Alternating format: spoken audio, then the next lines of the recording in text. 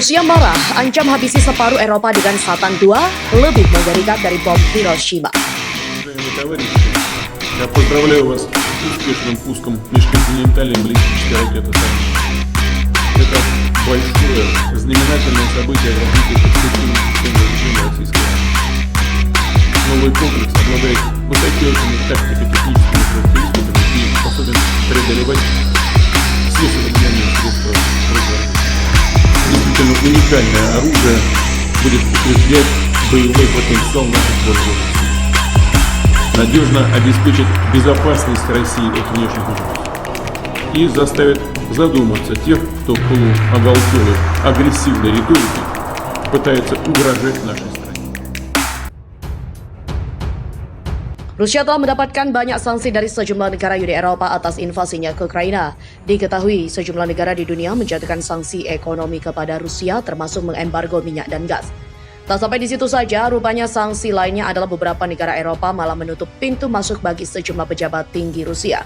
Hal ini menyebabkan pejabat Rusia tak bisa keluar dari negaranya sendiri. Kejadian ini dialami oleh Menteri Luar Negeri Rusia Sergei Lavrov saat hendak melakukan perjalanan ke Serbia. Dikutip dari posbelitung.co dari Tribun Wow yang melansir dari The Sun, kejadian ini membuat Direktur Jenderal Roskosmos Badan Ruang Angkasa Rusia Dmitry Rogozin marah besar. Bahkan Dmitry Rogozin mengancam akan memusnahkan separuh Eropa dengan rudal nuklir karena sudah mengisolasi sejumlah pejabat tingginya. Ia juga mengancam separuh Eropa bisa menghancurkan lebih hanya dengan kekuatan rudal RS-28 Sarmat berjuluk Satan II. Bila Satan II sudah diluncurkan, tak peduli lagi ruang udara tertutup atau terbuka akan tetap mencapai target yang diinginkan. Ancaman ini ditunjukkan oleh Rogozin kepada Bulgaria, Rumania, dan juga Montenegro.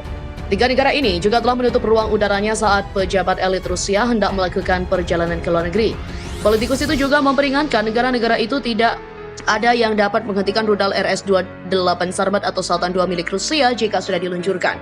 Apakah Anda tahu apa yang baik tentang Sarmat? Itu tidak akan meminta izin terbang dari pengajut Bulgaria, pendendam Rumania, dan juga Montenegro yang mengkhianati sejarah kebersamaan kita. Ia juga memperingatkan hal yang sama akan berlaku untuk Swedia yang akan bergabung dengan NATO. Tapi ancaman Rogozin ke Eropa justru memicu hujan hinaan dan juga meme yang mengejeknya. Dalam upaya terakhirnya untuk menakut-nakuti oleh Rusia, Rogozin menyoroti lubang sedalam 26 kaki yang dibuat menggunakan nuklir Satan II tanpa hulu ledak atom di tempat latihan di Kamchatka. Dengan muatan nuklir, kawah seperti itu di lokasi musuh akan terlihat bagus, sangat besar dan juga sangat dalam dan bermuatan radioaktif. Dan bukan hanya satu, tetapi sebanyak rudal nuklir paling kuat di dunia akan dikirimkan ke wilayah musuh. Dan kita juga akan segera memiliki hampir 50 Sarmat untuk tugas tempur. Menjulang dari blok menara 14 lantai, senjata nuklir ini juga diketahui mampu menyerang target dengan kecepatan hampir 16.000 mph.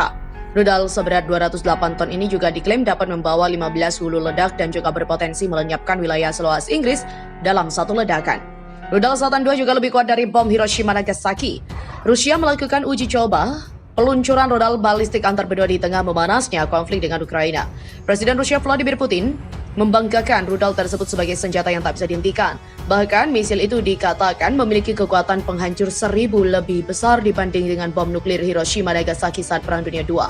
Dikutip dari tribunwow.com dari Russia Today, militer Rusia melaporkan rudal balistik antar benua RS-28 Sarmat Rusia juga telah sukses diluncurkan dari Kosmodrom Plesets di utara Negara. Peluncuran ini adalah yang uji pertama dari serangkaian uji coba yang diperlakukan untuk mengadopsi senjata baru oleh pasukan strategis Rusia. Disebutkan bahwa rudal itu terbang melintasi seluruh negeri mendarat di lokasi uji coba di timur jauh Rusia. Hulu ledak inert mendarat di area yang ditentukan di tempat pelatihan di Kura, semenanjung Kamchatka, bunyi pernyataan militer Rusia. Rudal strategis berbasis silo baru ini rencananya juga akan menggantikan ICBM Vukovoda R-36R yaitu R-36M2 dibandingkan dengan pendahulunya. Sarmat dapat membawa lebih banyak senjata serta dilengkapi dengan jenis hulu ledak baru termasuk unit peluncur hipersonik.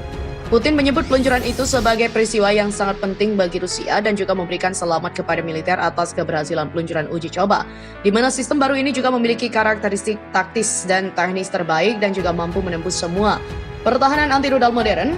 Tidak ada analog di dunia dan tidak akan ada waktu untuk yang lama. Senjata yang benar-benar unik ini juga akan memperkuat potensi angkatan bersenjata secara andal, memastikan keamanan Rusia dari ancaman eksternal dan membuat berpikir mereka mencoba mengancam dalam hiruk-pikuk retorika agresif.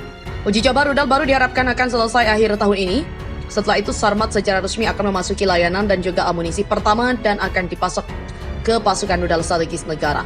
Dilansir dari The Sun, rudal hipersonik ini dijuluki sebagai Satan 2. Video menunjukkan rudal besar sepanjang 115 kaki diluncurkan dari silo bawah tanah memicu bola api yang sangat besar. Roket Sarmat berkecepatan 16.000 mph dan dapat membawa antara 10 hingga 15 hulu ledak yang memungkinkan untuk menjatuhkan beberapa nuklir di suatu area dalam satu serangan. Bom ini dinilai 1.000 lebih kuat daripada yang dijatuhkan oleh AS di Hiroshima dan juga Nagasaki di Jepang selama Perang Dunia Kedua. Ini berarti mereka mampu menghancurkan area seluas Inggris dan juga Wales atau Texas di AS, di mana secara resmi dikatakan RS-28 Sarmat memiliki kemampuan untuk menggunakan lintasan dan juga rute tak terduga yang secara substansial menghambat penghancuran mereka bahkan oleh sistem pertahanan rudal canggih. Pakar militer Dr. Paul Craig Robert juga mengklaim bahwa 5 atau 6 rudal Rusia dapat memusnahkan seluruh pantai timur AS. Outlet berita Rusia Sputnik sebelumnya juga melaporkan bahwa roket RS-28 Sarmat mampu memusnahkan bagian bumi seukuran Prancis atau Texas. Atas dasar itulah dilaporkan bahwa senjata itu dapat memusnahkan 2 kali lipat luas wilayah Inggris dan juga Wales. Rusia pertama kali mengumumkan sedang menguji coba rudal itu pada Oktober 2017. Pada saat itu, rudal ini juga digembar-gemborkan sebagai hulu ledak atom paling kuat dan mematikan di planet ini. Biro Desain Roket Makeyev, produsen rudal, mengatakan rudal ini dibuat untuk mengamankan pencegahan nuklir yang efektif dari pasukan strategis Rusia. Dibangun dengan teknologi paduan baru yang mampu bernavigasi keliling bumi. Senjata ini juga mampu menyerang dari arah yang tidak terduga di sebagian besar wilayah dunia. Inilah syarat kondisi Rusia akan gunakan senjata nuklirnya di Eropa. Pada 2 Juni, Rusia untuk pertama kalinya dalam 30 tahun sejarahnya merilis dokumen Prinsip Dasar Kebijakan Negara Federasi Rusia tentang pencegahan nuklir, di mana dokumen itu menjelaskan kebijakan penggunaan senjata nuklir Rusia. Lewat prinsip dasar itu, Rusia memperjelaskan sikap senjata nuklir dipandang secara eksklusif sebagai alat pencegahan. Dalam artikel yang ditulis kolumnis AS Scott Ritter, penggunaan senjata nuklir Rusia hanya dapat dilakukan sebagai tindakan ekstrim dan juga terpaksa. Kekuatan nuklir strategis Rusia diatur sedemikian rupa sehingga ada pembalasan yang tak terhindarkan. Jika terjadi serangan nuklir terhadap Rusia, kekuatan ini dirancang untuk menimbulkan kerusakan yang dijamin tidak dapat diterima pada setiap musuh potensial. Singkatnya, negara manapun yang menjadi sasaran nuklir Rusia tidak akan ada lagi eksistensinya sebagai negara modern. Dokumen postur nuklir merinci prosedur Rusia akan meluncurkan senjata nuklirnya jika menerima data yang dapat diandalkan tentang peluncuran rudal balistik yang menyerang wilayah Rusia atau sekutunya. Rusia juga akan membalas jika senjata nuklir digunakan untuk melawan Rusia atau sekutunya. Dokumen itu juga menguraikan 2 skenario non-nuklir di mana Rusia akan membalas menggunakan senjata nuklir. Yang pertama, melibatkan serangan musuh terhadap situs pemerintah atau militer Rusia yang vital.